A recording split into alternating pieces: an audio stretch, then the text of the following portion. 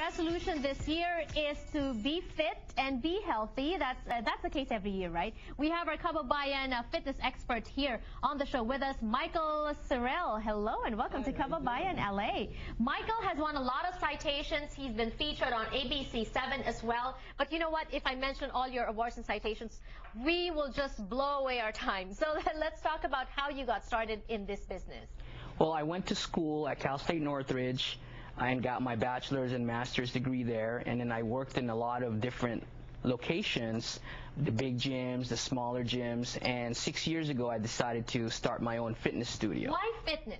Why did you get into fitness? I love sports. I'm a huge sports fan, and it just made sense to me. I was studying something else, and honestly I didn't do too well my first semester in college, and as soon as I started taking anatomy, physiology, chemistry, I did fairly well. And so I found out about the major kinesiology, and once I found out, that's really what I wanted to pursue, and ultimately I just love helping people. So if I were to ask you, what's the most common fallacy, the #1 fallacy about fitness and or nutrition right now, what would it be? Well, it's I want the results now.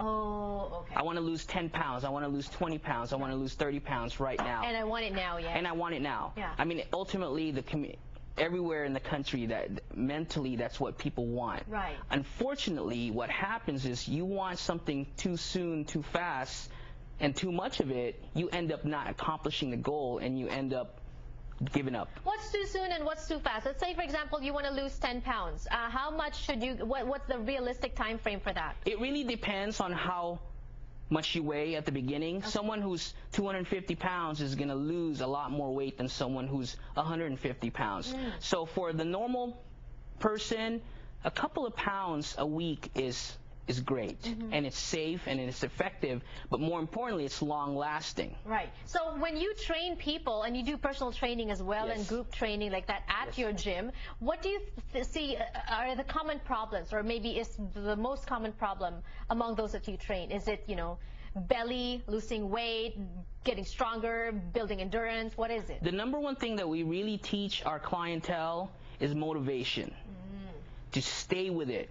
If you go 1 week, 2 weeks, 3 weeks, 4 weeks, say for instance someone who, your friend lost 5 pounds in 2 weeks and you only lost 1, you have to be mentally tough to say, okay, I'm just going to keep going. Why does that happen though? If you and your friend work out the same way and then she ends up losing 5 pounds and you end up losing just 1, that's pretty discouraging. Well, ultimately there's so many different factors involved. Your genetics, but also, say for instance, you might be cheating a little bit, eating a little bit more Doritos, or eating a piece of candy that you thought, oh, well, it's just 1 piece. But at the end of the week, that 1 piece turns into 7 pieces. And so you just have to stay with it. That's ultimately the goal. And as Filipinos, I always ask trainers that come here to eat rice or not to eat rice. Well, right?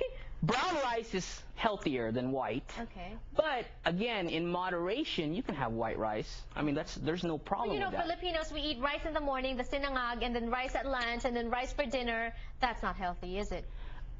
It's not the best, but if you just do it in moderation, you'll be just fine. All right. And you will be just fine, especially if you start 2011 with 3 tips. That's coming from Michael Seril, our Kababayan, a nutrition expert today on the show. We will be back for more. Don't go away.